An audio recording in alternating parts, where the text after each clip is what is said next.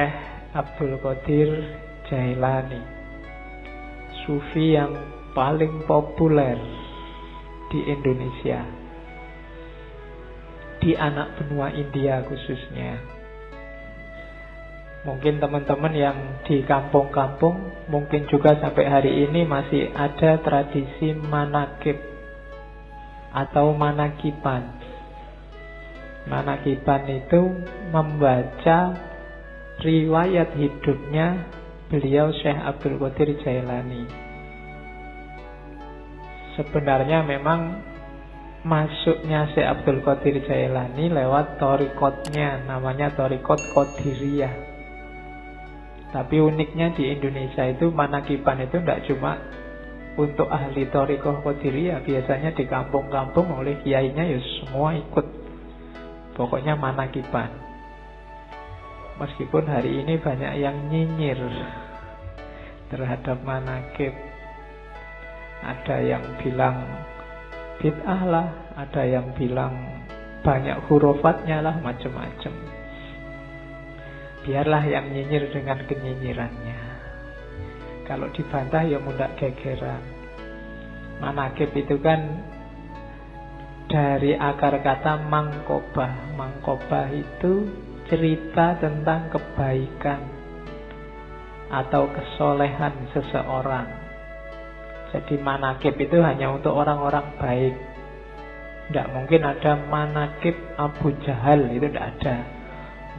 Manakib Hitler itu tidak ada. Jadi manakib itu untuk orang-orang baik. Dibaca ya tidak apa-apa. Dari riwayat hidup mereka kita bisa mengambil banyak ibrah, banyak pelajaran. Nanti ada yang bilang mbok yo ngaji aja, baca Quran, baca hadis, sudah. Yo ngaji ya, baca hadis iya, baca manakib iya, kan tidak apa-apa. Yang ngelarang manakib kadang-kadang juga males ngaji, males baca hadis. Sudah, mereka sudah. Jalannya hidayah Allah itu kan lewat macam-macam. Kita kejar dari semua jalur. Entah nanti datangnya lewat mana. Mungkin baca Quran, baca hadis tidak paham-paham, diinspirasi oleh riwayat hidupnya para wali, orang-orang suci, terus terbuka kesadarannya. Kan mungkin saja. Jadi itu. Jadi tidak usah galau kalau ada yang ngeritik-ngeritik. Ya yang ngeritik silahkan jalan dengan jalurnya sendiri. Kita punya jalur sendiri. Oke, Syekh Abdul Qadir Jailani ini dikenal punya gelar Muhyiddin. Dikenal juga punya gelar Ghausul A'zam. Ghausul A'zam itu penolong besar. Kenapa penolong besar? Ya karena ajaran-ajarannya membuat kita sadar terus selamat di akhirat. Akhirat itu kan urusan besar. Kalau pertolongan urusan dunia aja kita sangat terima kasih, apalagi urusan akhirat. Makanya beliau digelari Ghausul A'zam. Dan Ghaus ini kan jenis wali ranking 2 kelihatannya, di bawah kutub. Jadi beliau wali besar. Nanti ada cerita seorang sufi hampir 2 abad sebelum Syekh Abdul Qadir Jailani yang sudah meramalkan bahwa besok ada wali namanya Abdul Qadir yang lebih besar dari hampir semua wali. Wali ini namanya Junaid. Jadi Syekh Junaid ini satu ketika waktu pengajian kayak gini tiba-tiba ekstase terus teriak-teriak. Kakinya ada di pundakku. Kakinya ada di pundakku. Murid-muridnya heran, ini guruku ini piye to ngaji kok tiba-tiba ngomong kakinya di pundakku. Ternyata setelah ditanya, apa tuh guru maksudnya?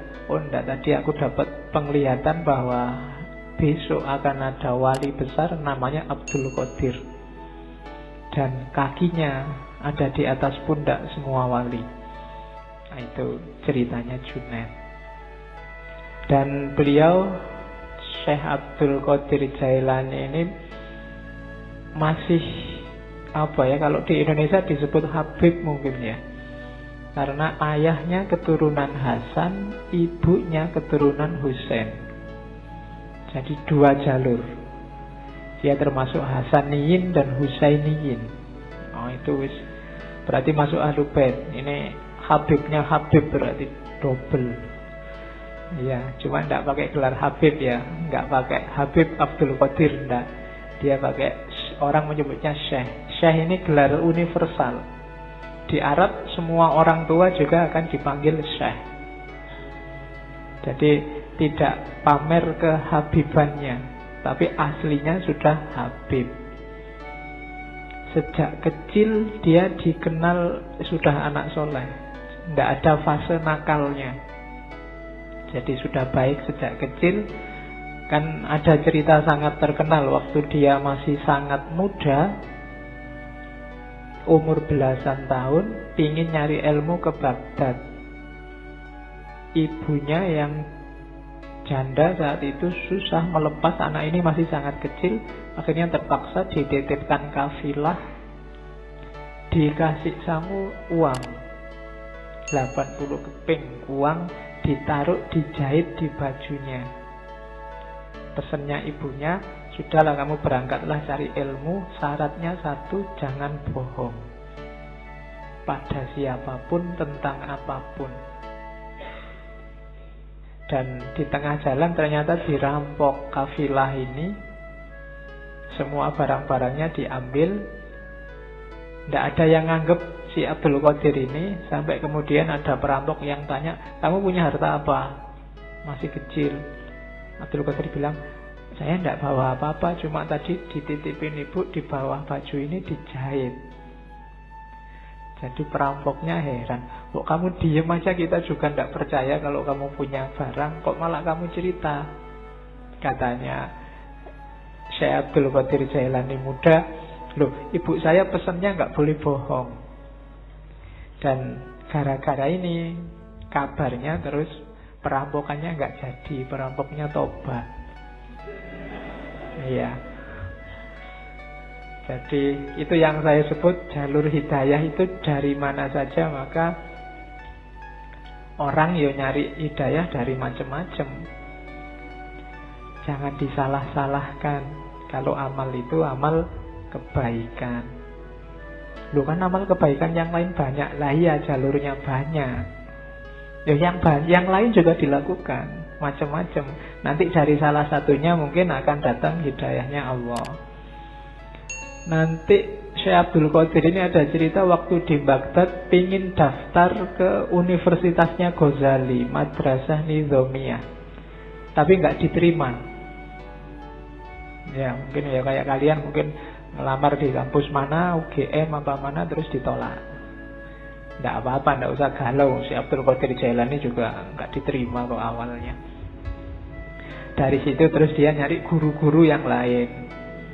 Dan beliau dikenal kemudian sebagai wali besar dengan segala cerita. Kalau di kitab-kitab manaqib itu kan banyak cerita-cerita karomahnya. Itu yang sering dikritik oleh orang yang tidak suka manaqib. Di situ banyak cerita yang tidak masuk akal. Ya jawabannya gampang lah, namanya aja karomah. Definisinya yang khawarikul adat mesti. Ya pasti tidak masuk akal. Kalau masuk akal namanya bukan karomah. Kalau tidak aneh ya namanya bukan karomah. Itu kan sebagai bukti antara lain untuk menguatkan kewaliannya. Sama kayak Nabi dengan mukjizat. Mukjizat ya pasti nggak masuk akal. Untuk Nabi namanya mukjizat, untuk wali namanya karomah. Jadi kalau ada orang mengkritik, jadi itu Syekh Abdul Qadir Jailani.